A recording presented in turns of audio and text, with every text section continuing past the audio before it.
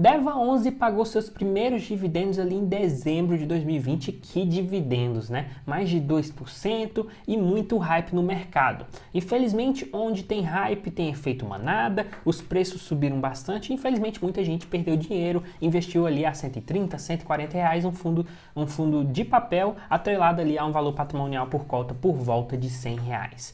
E assim, isso vem caindo desde essa época, o hype vem caindo e é realmente um fundo bem interessante, mas que naquela época, com live no YouTube, com um novo fundo high yield, com um risco um pouquinho maior, mas com uma gestão muito boa, gerou muito burburinho, mas agora a poeira baixou, são 9 pagamentos, 9 meses pagando já. Nesses 9 meses, 14,33%, é impressionante. A gente tem ali o Habitat 11 pagando bastante, cerca de 15%.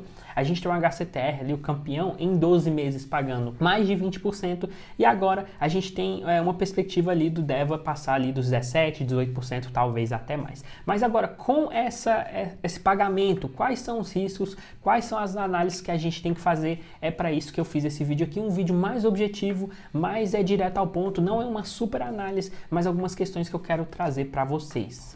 Vou colocar aqui uma lista ao lado que vocês conseguem ver em relação ao preço sobre valor patrimonial por cota. A gente consegue ver que o DEVA11 está um dos melhores fundos imobiliários em termos de preço de papel. Entre vários dessa lista, são vários fundos de papel bem famosos. Então, IRDM ali no patamar bem alto ainda, REC R11, tem vídeo no canal do REC R também evoluindo ali para o patamar de 1,1, vários acima do DEVA11, eu acho que só o MXRF que está ali abaixo dentre vários desses fundos mais comentados. E a poeira baixou, agora está passando por um momento completamente diferente dos últimos 9 meses, eu acho que é o primeiro desafio do fundo, porque assim, negociado aqueles valores, você fazer uma emissão é muito bom para o cotista que pensa também no curto prazo, porque o valor da emissão, que está ali mais ou menos atrelado ao valor patrimonial, fica bem abaixo do valor negociado em bolsa. Então muita gente entra na emissão, a gestora pega recursos e compra novos ativos. E essa onda eles surfaram por vários meses.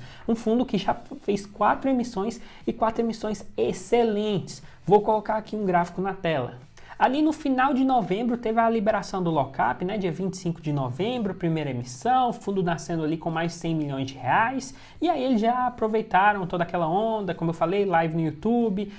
E aí já fizeram a segunda emissão com data base 30 de novembro. Como teve muito burburinho, a captação que eles queriam era de 204 milhões, já contando lote adicional, captação de 100%.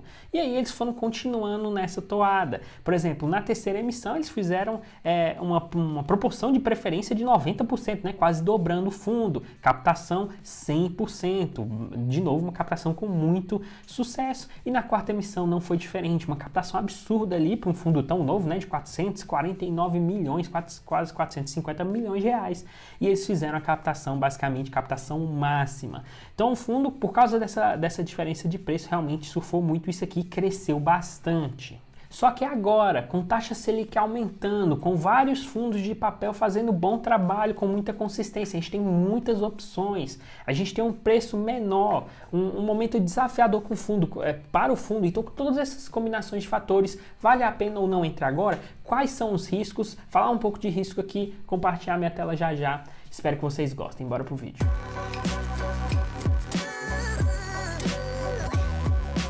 Sem enrolação aqui, vários números importantes que eu queria frisar.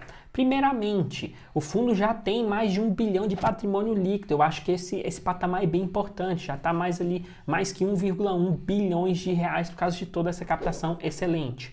Hoje o fundo pagou, no último pagamento, 1,2% de dividend yield em um mês, excelente, mesmo com caixa bem grande ali, de cerca de 27%, já falo mais de caixa. Em termos de diversificação, eles têm muito em região e também na quantidade de CRIs, que eu olho bastante para pulverizar uma carteira um pouco mais arriscada. Eles já estão ali com cerca de 60 CRIs, mais ou menos ali, eu contei 1 a 1.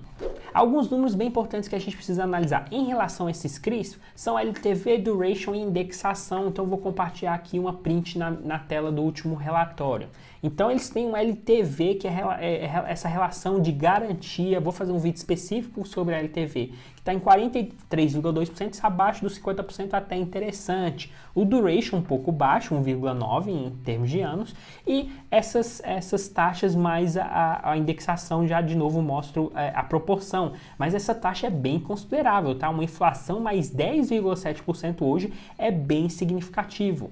O que muita gente não sabe é que DEVA 11 trabalha com risco de crédito em relação a equity, em relação a obras que serão executadas, então isso aqui é uma coisa que a gente tem que analisar. Para não ficar tão subjetivo para vocês e só não passar uma print na tela, eu sempre gosto de ir além. Aqui tá 6 fundos de papel diferentes, os 3 acima bem high yield, os 3 abaixo não tanto high yield, e mostrando a diferenciação ali em termos de taxa, inflação mais uma taxa, CDI mais uma taxa, GPM mais uma taxa. Vocês conseguem analisar, vocês conseguem comparar e tirar a própria conclusão de vocês, aí vocês podem parar o vídeo caso vocês queiram. E agora bora compartilhar minha tela aqui. Esse é o último relatório aqui de junho de 2021 do DEVA 11, eles têm vários comentários aqui, geralmente eu pulo esses comentários porque eu convido vocês a realmente olharem, isso aqui é uma parte bem importante que cada pessoa deve olhar, até se não tiver muito conhecimento, é uma forma de você agregar muito conhecimento. O meu destaque aqui é para essa seção, então essa é a print aqui que eu mostrei. Uma coisa bem importante é essa separação por indexadores. Nosso GPM está muito alto, o IPCA está aumentando, mas o GPM bateu ali mais de 37% em uma época. Não dá para uma empresa, ou até um inquilino normal, né, você pagar 37% por ano, mais uma taxa por causa desse GPM, realmente o risco fica exagerado. A gente teve uma mudança radical de GPM para IPCA nos últimos meses, eu falo muito isso nos vídeos de subscrição também. Então, IPCA 65% é bem interessante, GPM um pouquinho mais alto que vários outros fundos, mas essa indexação aqui está até mais ou menos padrão em fundos high yield. Uma coisa bem importante para a gente analisar. Primeiro, o caixa, como eu falei ali, 32%, e a evolução do caixa é uma coisa interessante. Então, ao lado desse relatório aqui, tem os últimos relatórios do DEVA 11 bem fácil para passar. Então, aqui está o último relatório de maio de 2021, que vocês conseguem ver o caixa em 27%. Em relação a abril, caixa 2%, isso casa com aquela data da emissão, né? Então a gente está falando ainda com a emissão que aconteceu ali mais ou menos em abril e maio, e aí maio e junho com um caixa ainda acumulado, e aqui de novo um caixa acumulado de 32% já no mês de março. Então essa evolução do caixa é interessante a gente acompanhar sempre. Uma coisa bem interessante aqui também é em relação à subordinação, até fiz um pequeno spoiler aqui, que eu vou comparar com outros dois fundos. Então, em termos de subordinação, a gente tem que realmente olhar essas cotas sêniores, únicas e subordinadas. Eu vou fazer, provavelmente nessa próxima semana, um vídeo falando só disso aqui, só que eu convido vocês a analisarem o vídeo do HCTR11, que eu explico lá a teoria do balde d'água, que fala da prioridade, explica isso aqui tudo. O que vocês precisam saber, se vocês não tiverem visto e não quer uma resposta rápida, é que as subordinadas aqui é o que tem mais risco, é o que tem menor prioridade em termos de recebimento, de fluxos de recebíveis imobiliários. Então, o que a gente tem que fazer? A gente tem que olhar isso aqui e controlar isso aqui e ver com outros fundos em termos de risco. Por exemplo, eu tenho aqui relatórios do HCTR11 e do Habitat 11. O HCTR11 ele explica bem aqui também em gráfico em termos de subordinada 25,4%, ou seja, bem maior, né? Quase o dobro do que é DEVA 11, é bem interessante a gente analisar isso. Já o Habitat 11 não tem esse gráfico, mas eles colocam aqui tabela e eles têm aqui o emissor e eles têm aqui série única, sênior, subordinada. Eu contei aqui, tem muito pouco, tem subordinada aqui eu acho que são 4, tem um aqui, então é bem pouco em relação a toda essa carteira de CRIs. E é bem interessante também que subordinada só representa 1,1% do patrimônio líquido, então tem outro 0,1% também, Fortec aqui 0,3%, então realmente não é uma exposição tão grande. Subordinados eles têm muitas séries únicas aqui, séries únicas a prioridade é igual. Então é uma curiosidade, é um comparativo, mas é bem legal você comparar esses fundos de papel high yield e ver a questão de comparação. Alguns fundos high yield também não investem tanto em equity, que é uma coisa aqui que tem que ser falada. Aqui eles investem em corporativo, loteamento, shopping, então é bem diversificado, multipropriedade, que aqui é um dos focos do fundo, e aqui a diversificação por região é bem interessante, lembra um pouco até Tegar 11, também não só São Paulo, mas fora do eixo Rio-São Paulo tem bastante também.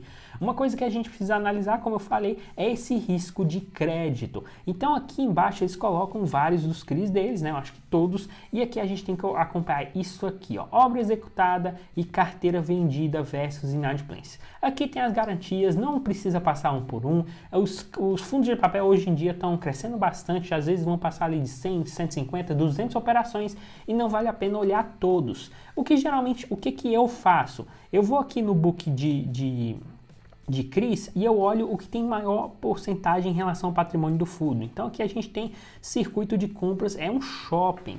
Quando a gente bota aqui, ó, circuito de compras, copia isso aqui, bota no Finder, opa, já vai aparecer aqui embaixo e a gente vê, analisa esse CRI aqui. Então, obra executada 64%, inadimplência 4,3% e carteira vendida 63%. A gente analisa isso aqui e realmente tenta verificar se é algo que é bem complicado, é algo que tem um risco de inadimplência e verifica isso ao longo do tempo também.